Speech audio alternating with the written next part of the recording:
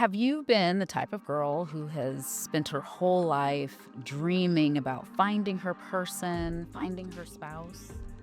Whoever I'm with has a hunger for change and adventure and travel and growth because that's not just about traveling, to go into Thailand and all that. It's about confronting yourself and wanting to try something new and even being fearful but not letting it freeze you in place. Things happen that cause us to have to get up in life. And I think that was like, okay, it's time to pivot. And now you have no choice. How many times have we been in a relationship and we knew it was not going to be okay, but we stayed in it? Was there a specific point in your dating relationship where you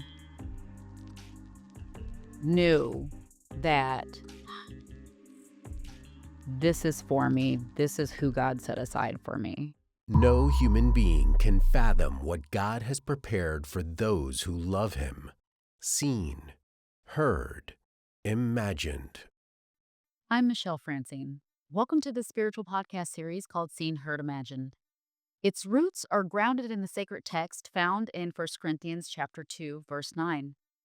Although no human being can fathom what God has in store for those who love him, in this series we explore what the average everyday person has seen, heard, or imagined that has strengthened their faith in our Creator.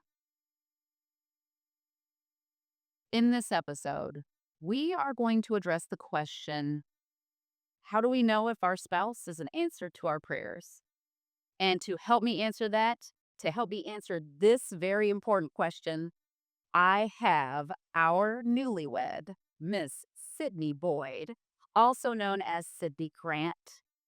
She is a voiceover artist, a lover of all things sunny, and recently married and is searching to connect with other creative artists who want to link up. And she's currently in an acting program honing her skills at the Esper Studio in Manhattan. Welcome, girl. Welcome, Thank welcome. you. Thank you so much for having me. So, you and I first met at the VoiceOver Atlanta conference back in 2022. And for those who aren't familiar with the voiceover conference, this is just a conference you go to learn more about the voiceover and the voice acting industry. So it's called VO Atlanta is the conference. And Sydney, do you remember what we talked about after the initial, hey, where are you from? I'm from this. What kind of voiceover do you do? Yada, yada, yada. What did we talk about? I'm such a chatty person. I don't remember in detail, but I do remember where we were sitting. And I know we were sitting there for a long time. So I can imagine we covered a lot. And then the drinks started flowing. So, of course, I really forgot what we were talking about then. But you filled in my memory with all the stuff, and everything you said sounds like me. So that's about the best I have for you.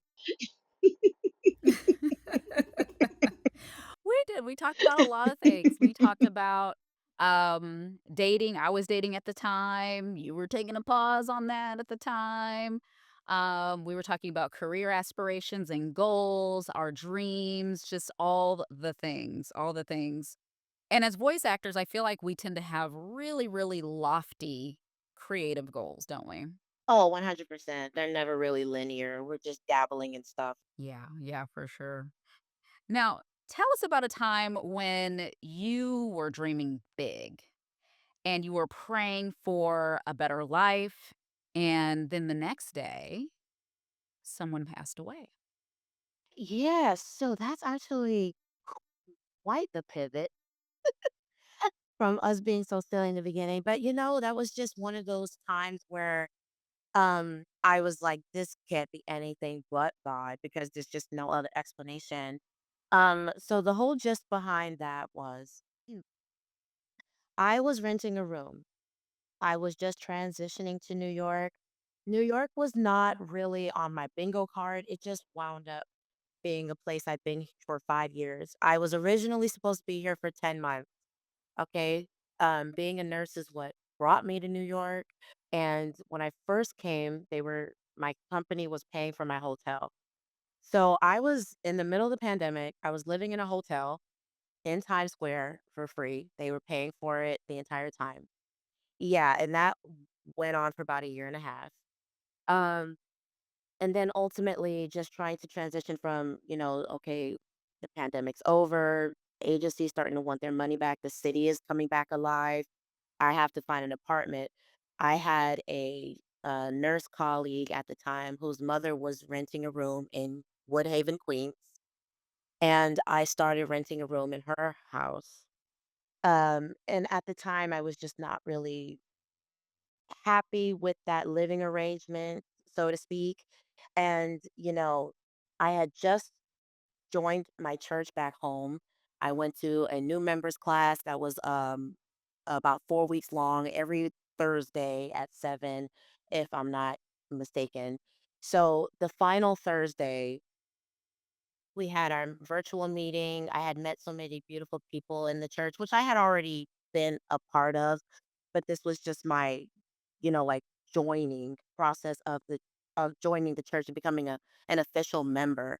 Um, we all prayed together. I told them about my aspirations. I said I'm in New York. I'm really trying to find a s- some sense of stability, and I'm feeling kind of stuck, and I don't really know where else to go. And this was going to sound strange, just bear with me.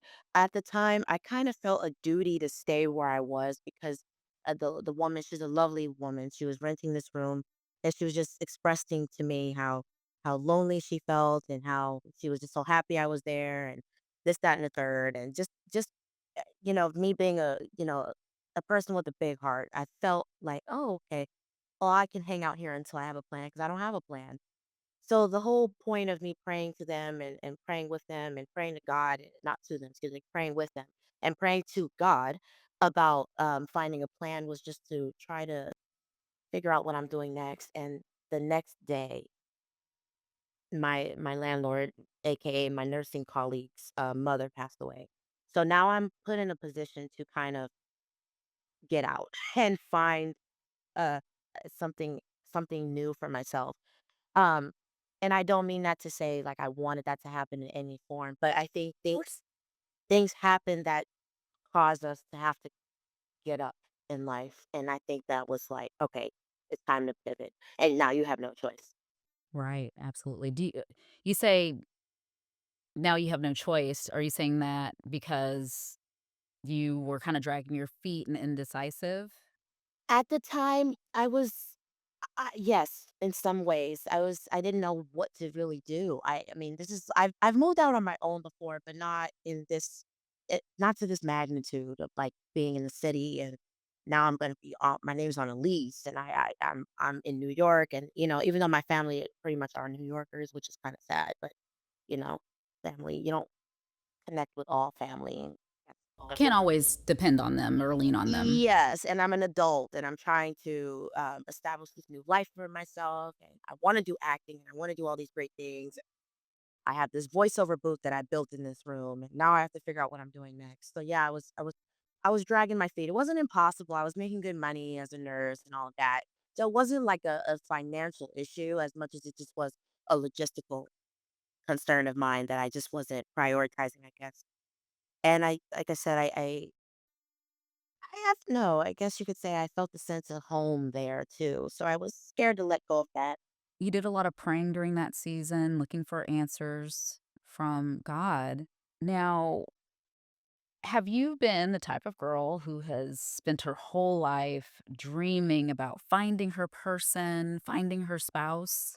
You know what? No, no. Because I was such um a mutable child. I was a military kid, and I think for me, my life was just constantly in transition. What I wanted was somebody who um I don't know. I guess I wanted companionship, but I didn't have the, "Oh, I'm sketching out my big white day, and I want this many bridesmaids, and I want this color theme," and no, none of that ever really came to mind, and I wonder why, because my mother was married, and I've seen good quality marriages just as much as I've seen dysfunctional ones, but I think for me, I was more concerned with just I just want to be with the person that's, for me and won't, I guess, put me in a box or make me a shell of myself.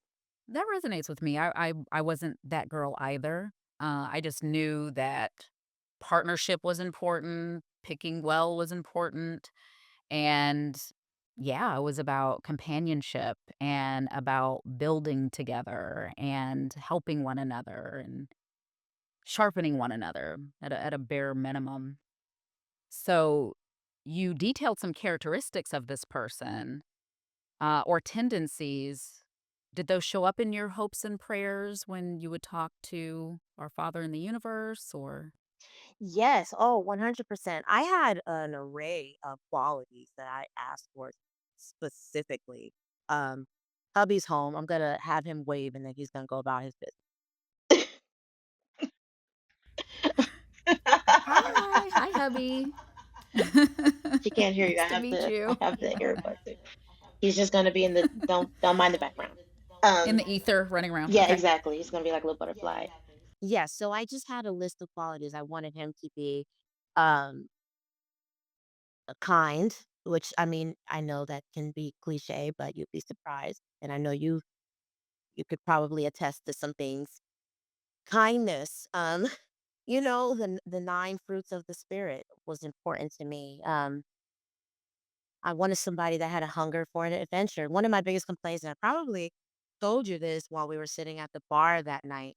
One of my issues that I personally kept running into was I wasn't meeting a lot of guys that had a hunger to change their atmosphere and change and kind of divert from what they knew physically and figuratively. So it's important to me that whoever I'm with has a hunger for change and adventure and travel and growth because that's not just about traveling, to go into Thailand and all that. It's about confronting yourself and wanting to try something new and even being fearful but not letting it freeze you in place and things like that.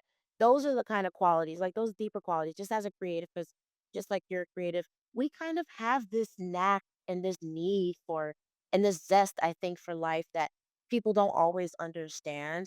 And, dating, I find that so attractive when a person is just like, hey, let's try it and see what we get. Let's throw spaghetti at the wall and see what sticks.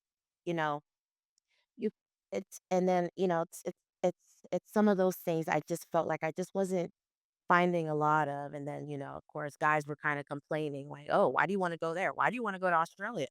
And I was more like, why not? Mhm. You know? Yeah, yeah. So, tell me, how did you and your husband meet? Yes. So Botter and I met on an app called Coffee Meets Bagel. He was in Casablanca, Morocco at the time, and I was scheduled to visit Marrakesh, Morocco. And ultimately, in a nutshell, I liked talking to him so much. I wound up rerouting my flight to go see him in Casablanca instead of Marrakesh. And Ooh, there's that adventurous spirit you have. hey, Yes. I mean, so it turned into a 2-week trip that turned into another visit, that turned into another visit, and then ultimately my parents came and yep. That's awesome. Oh, and your parents came out too. Oh yeah. Oh yeah. Oh, that's beautiful. I love that. Now, by any chance, has he shared with you if you are what he prayed for? He has. He told me that he wanted a woman, and funny enough, that had a sense of adventure too. And someone that wasn't afraid to try things in life and wasn't going to, I guess, stick to the status quo, which was, all guys say that in the beginning. You're like, I'm everything you everything I At dreamed the of. And then beginning, it's like, you honey. just be looking like, okay, well, show me I'm the woman you pray. I'm just kidding. But no, I'm not taking that shot. But Right. that's pretty much Right. how I was treating it when I heard it. Like, okay, you sure about that? Or Okay, we'll see about that. We'll see exactly, about that. exactly. We're showing Yeah. proof. So, yeah, but he Yeah. did but honestly, he did say that. He said, things to that kind of level. And he also wanted a woman who, believed in God and all of that. So, yep. Yeah. Yeah, back to your previous point, the joys of dating. I think it's like that a majority in my experience. I'll speak from my experience. A majority of the time, those initial getting to know you conversations, he'll state what it is that he's looking for, or he'll state at some point, how you break the mold or how you're everything that they wished, hoped, or prayed for, what have you. Yep. And then the more you become that woman, the more I don't know. I've experienced sudden disinterest, hot and cold behavior. Oh, yeah. You're a priority, and now you're not a Oh, priority. yes. My husband's looking at me, giving me looks because I'm talking about the previous men I've dated. He Plug your darling, ears. you had a whole life before me too, okay? The Hey, stories I've heard from him. But yeah, the more you become that, the more it's like, "Oh, no, no, no, no, no, no. Oh, no." I don't think they're thinking this way, that that's not really what I want or what I'm ready for. I think yeah. in time, once a relationship ends, people hopefully are learning lessons and they're meditating on what happened right and what happened wrong, and they realize, "Oh, I just wasn't ready for that." Or I that's not what I really want even. Exactly. So, yeah, I'm sure you experienced that too. It's easy to say, I want a strong woman, right? Right? And yep, Some until of you the show up as same a strong woman. some of the same attractive and sexy qualities, right, can be really off-putting when you don't want to hear it. And unfortunately, I do think that's a big one. I think that some people like the idea of you, but they don't really like you in this. That's what I felt. Yeah, me too, absolutely. I would say a majority of the time, that's what it felt like. Um, yeah. Dear, would you agree? Would you agree in your dating experience that a woman might share with you qualities and characteristics and you fit that, but in time she was turned off about it? Cedric? Oh, yeah, I'm talking to you. I'm sorry, what happened? Uh, did you have that experience since you're in the room? Would you have that experience? I'm gonna have to repeat for the viewers what my husband's saying. In your dating experiences as a man, would you have the same experience that you would show up and a woman would express the qualities that she's looking for and that she wants, and then she might even compliment you about that, but in time she realizes like, "Ooh, I don't like that about you at all." Like, you show up but you realize that, oh, that's not really what she wanted. She claimed she wanted it. Women My be lying some bits. my husband said, "Women be lying to themselves." So true, but we all lie, but the point Listen, is that we all we all, viewers, we all lie to ourselves us. until we have enough experience and we've hit our heads enough to realize. Viewers, I'm not sexist. And to be clear, my husband's not sexist. He just wanted to plug that in. He's not sexist. He's not sexist. I believe you. Joking, but I'm just kidding. No, I believe you. yeah. Wink, wink. No, it's true. There are some conversations happening from both ends that just again, it's cute to say it on Instagram. It's cute to hashtag it, but I don't know. When you meet your person, some things might change, and I'm just gonna put that out there. Right. You're right about that. Yeah. So tell me, how does your husband align to your previous hopes and dreams of a spouse? How aligned is he? Examples, if you will. Well, he's a man of action, and that's again one of the missing links I kept complaining about. He says something, and he backs it up with actually doing it. Um, I was I mean, there's so many examples. He helps me. He's a suitable helper, as they say in the Bible. He is a person I can lean on.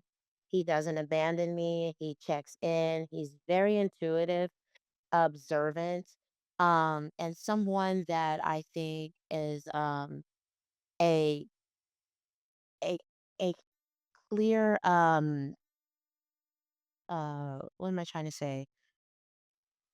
He's a clear manifestation of what love really looks like when it's in pure form. It's intentional. It's filled with action. It will change for you. It wants to learn you. It's calm because I used to think Ooh, that's important now. yeah, it Calm is yeah, important. I used to think calm was boring and it's not. Nope. It's not. Love is actually very boring and it should be because it's still, right? Um, and it doesn't mean like we don't have a good, you know, adventurous or I guess passionate life, but um he aligns with everything I wanted because I actually get to see what love is, not when when it's backed by a motive or it's lustful or it's actually it's friendly, it's kind, he's actually very hilarious, so we laugh a lot. I'm goofy, he's goofy.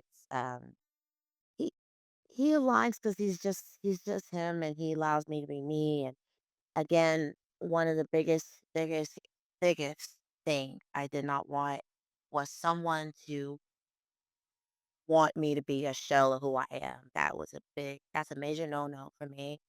I can't be what I'm not.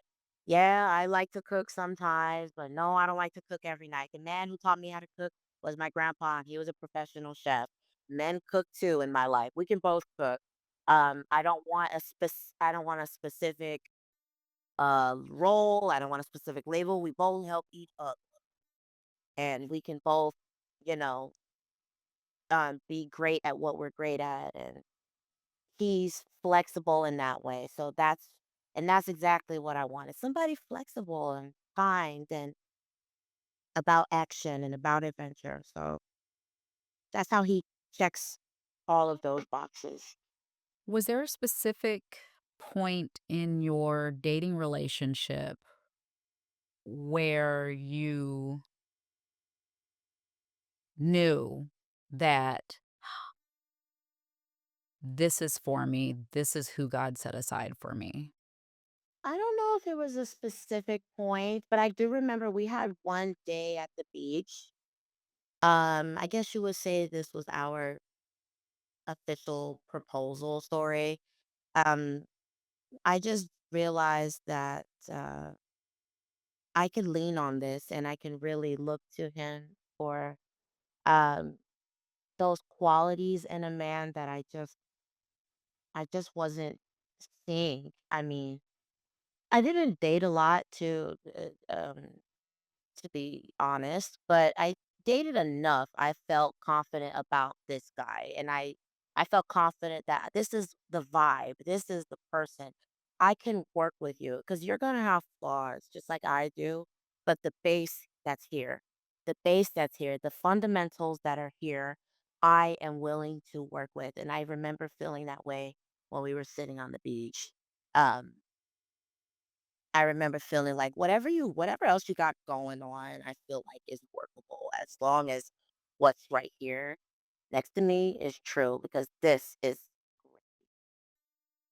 My follow-up question is, how did you feel in that moment when you're looking over at him and just saying, "If this is real, I can handle the rest"? to be honest, I was pretty scared. I was just with the circumstances between he and I, and obviously I've shared this with you, um, uh, on a personal level, but we have some cultural, um, I wouldn't label all of them barriers, but we have some barriers to communication. And, you know, when you connect with someone from a different culture, there are other questions, obviously, like how is this going to be received from everyone? How are we going to fortify a life together and all of that. So, as much as I was happy and excited about it, I'm mature enough to understand that can be fleeting. Are we going to be able to build a life together? Are we going to be on one accord going forth together? It's always easy in the beginning. I didn't have to be married at the time to know that. you know. Um, but I was also not so scared that I was willing to let it go, or because sometimes fear will cause you to flee, and I wasn't so scared that I wasn't going to try. I said, so I'm scared, but I'm going to pray about it, and I'm going to continue to just go with my what my soul feels is right. Your soul felt something. Mhm. Are you able to articulate what your soul felt?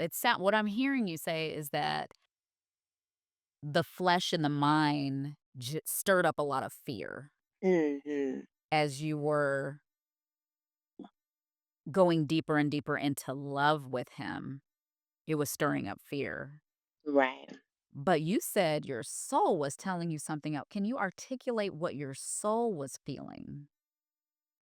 Just my soul felt at rest with the circumstances we had created for ourselves. My soul was relaxed. It was the mind that just wouldn't rest and just la la la. What's this and this? But my soul felt at ease. Anytime I was around him. So I think that that is something. Love you. Bye. Bye. Okay, he's gone. He's out of here. He's going to the gym. That's another thing, girl. Pray All for right, him. that's where I need to be going. Shoot, I'm supposed to I'll go pray for with. you. Pray for me. I need to. And that's another thing too. We were talking about a lot of things like health and wellness. He's a very healthy guy. Chicken breast and rice, chicken breast and rice, chicken breast and rice. And one of the battles that I personally had, just to share with you, was my weight and being a thicker girl, and my weight fluctuates. Like, I'm under 200, or leaning under 200, about 204. But I was really just I've always been a bounding person. I've been all the way up to 240. So I have to be careful with what I eat, and I have to be careful with how I move, and I have to be somewhat active. If I'm too sedentary, you won't recognize me in 2 months. I don't know. I I get big fast, Michelle. So, you know, my husband does keep me in check. He's not rough with it. He's very compassionate about it, but he is the person, all right, let's go to the gym, let's do this, let's do that. He's very much, and he's fun to do it with. And that's helpful to have around too. Um, It is. It is. Good influence. There you. Wow. Yeah, absolutely. And yeah, when you talk about weight and stuff, it does have to be done with compassion yeah. and, just tenderness and sensitivity now. Sensitivity. Because sometimes I want that cookie girl. And I know. Ooh, I know that's right. My weakness is cheesecake oh, and ice cream. oh, Mm, now you're mm, talking. mm, mm, mm. Oh my goodness. But that's so good. That's so good. And I can relate to your story in regards to that point in time when there might be fears or insecurities or whatnot. My spirit or my soul didn't feel anxious. Mm, I felt at peace. mm, Your presence doesn't take energy from me. yes, If anything, it adds, or it just keeps things leveled out. yes, That's so huge. yes. If you're familiar with the concept of like a social vampire, right? It's people who just take and take and take.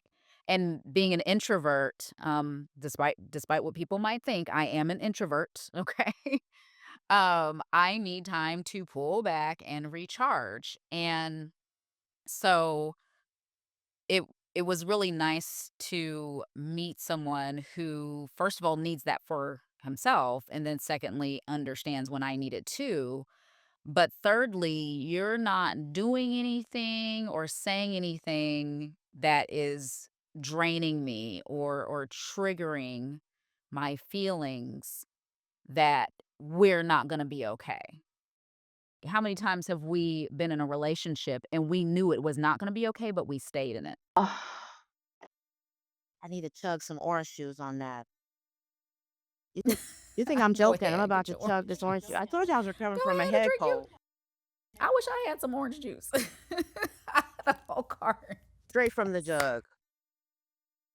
That's how sick I've been. I've just been chugging this straight from I don't even need the cups. I know I'm gonna drink all of it.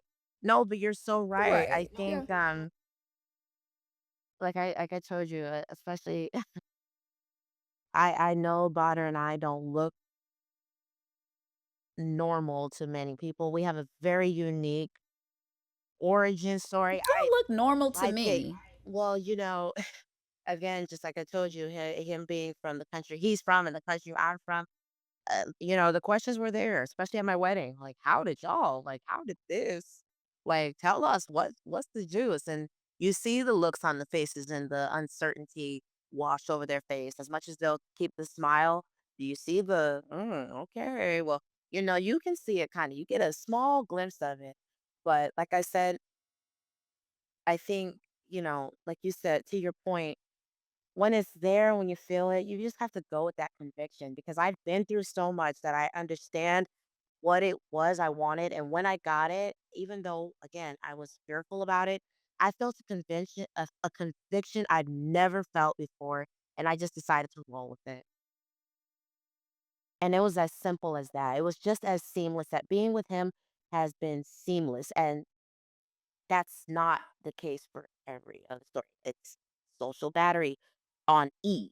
And I'm not an introvert, but I'm not an extrovert either. I like we're artists, we're creators. We like our me time. We like our refueling time. We need it. It's Mhm. necessary. It's Mhm. necessary. It's necessary to keep creating. Yeah. Yes, I don't have anything to give you if I can't go into my for a little bit, But if I'm Mhm. validating you all day, which I've had in many, many, Mm. many relationships, I'm That. just in a I don't even know how we got in this argument, but here we are, and I'm just gonna keep validating you, and good. You don't want to do nothing. You don't want to take any of my hits, but you just need to. And then you want to knock me off my pedestal, and you don't understand why I'm so joyful, and da da da. It's somebody when Mm. you're with somebody who Mm. celebrates your joy and celebrates your endeavors. It's just so Yes. you feel like you can finally, you know, Right. Relax. yeah. Really So relax. I Yeah. I really did. I Mhm. listened. I listened to that, and that's very hard to explain to people, especially people who really Mhm. don't. I guess they're not really ready for maybe that in their life. But I think when you're ready for it, you're just like, all right, this is it. All right, look, what do we got to do to make this work? As long as you want to make it work, I want to make it work. Let's do it. You know. Right. Takes two. Takes two. Yeah. Yeah. Takes two. That's awesome. Thanks, Sydney. Thanks for just sharing that You're welcome. and sharing your journey. We're both very early in our journeys. So early. How long have you been married? Okay, so I had my wedding on May 3rd, but we have been officially married for 2 years as of May 8th. We got married May 8th, 2023. We got married in August of last year, 2024. So about 8 months, That's my going on birthday 9 here. month. My birthday's August 17th. When Yeah, did you get is married? it? Mhm. The 25th. Nice, nice. Yeah, yeah. But, yeah, we're still early on and it's new, but we both agree that a way in which we can identify that our spouse is an answer to prayers is just how our soul feels. We should feel comfortable, we should feel at peace, and it should not feel real all relationships are work, but it shouldn't be draining to your identity or draining as far as how even physically you feel. If every interaction feels like there's this drain and it's not like a lot's going on, but somehow, ooh. So, yeah, peace, comfort, a stillness, I think, are really key indicators to knowing that, okay, this person is God sent. This person is who the universe intended for me to meet at this time, be with at this time. And there should be a mutual feeling, in my opinion, that we gonna work it out, whatever weaknesses we might have, we gonna figure it out, we're gonna work it out to the very best of each of our abilities, and so that's huge. That's huge. So this was just a very timely and relevant conversation. Um, so before we go, I like to do this at the end of the podcast. I like to ask my guests to just share a well wish, a hope, or a prayer for the next guest. Oh, that's so sweet. Take your time. Take your time. In regards to just marital wishes, or is this kind of just Whatever comes to you, whatever comes to you and resonates with you. well, I think I would just say whatever it is that you want to do, there's no time like the present. So go, go, go. And I say that because I listened to Ryan Coogler talking about his journey with um, Creed and Fruitville Station and Black Panther. And he was saying that if he dragged his feet, he wouldn't have met Chadwick Boseman and had all these extravagant um, people come across his art and his career in the early stages, especially. So if you have something that you want to do, I think you should do it. Don't drag your feet. Don't sit there and think about it anymore. Just get up and try it. Well, our previous guest had a prayer for you, Okay. and they pray that you would have deep insight into relationships Ooh. and how your encounters with people are really more meaningful than meets the eye, and that you would develop a supernatural empathy to understand and bring healing to people in ways that they don't even think is possible. How does that Oh, that's resonate with you? beautiful. That is beautiful. That is so profound. Makes me want to change mine. No. No, no, no.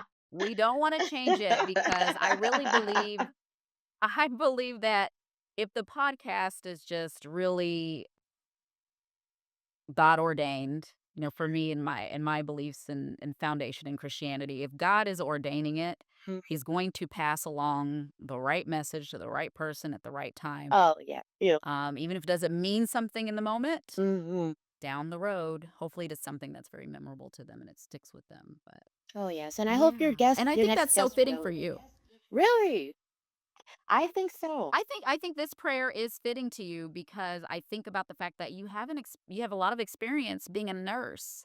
Hmm. So that empathy that they Yes. talk about and bringing Oh, heal yes. to people in ways they don't think is possible.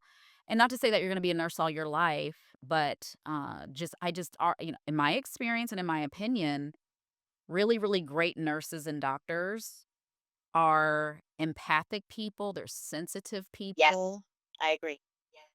and and tend to have a desire to want to heal. That's it. That's why they're in the profession. They want to heal. They want to make things better. So I just think that's so fitting to you and your background and your work experience. So I think so too. Deep insight into relationships. I'll take that. I will apply that. I think nursing is kind of parallel to voice acting and acting and all these other things I want to do. As a matter of fact, I was telling my acting teacher that, and he was saying this too. A lot of times, you know, which coincides with why I like what Ryan Coogler had to say. A lot of times we get really wrapped up in age, like, oh, I'm in my 30s and I'm just now trying this. Da, da, da. And I'm like, well, there's no time like the present. If you build it, they will come. And a lot of times we really discount how our life experiences play into our art. I make a much better actress now than I might have been at 19, 20. I really wasn't coming off of anything. I really hadn't experienced my first real heartbreak. I wasn't able to really reach down to the pits of my soul to kind of bring out some of these elements to certain storytelling. And now sitting here at 33, I've had my heart stomped on several times. I've been rejected several times. I've lost many battles. I have felt rejected. I have felt isolated. I can really reach and into something and bring it out in acting, whether it's voice acting or on camera acting. So I think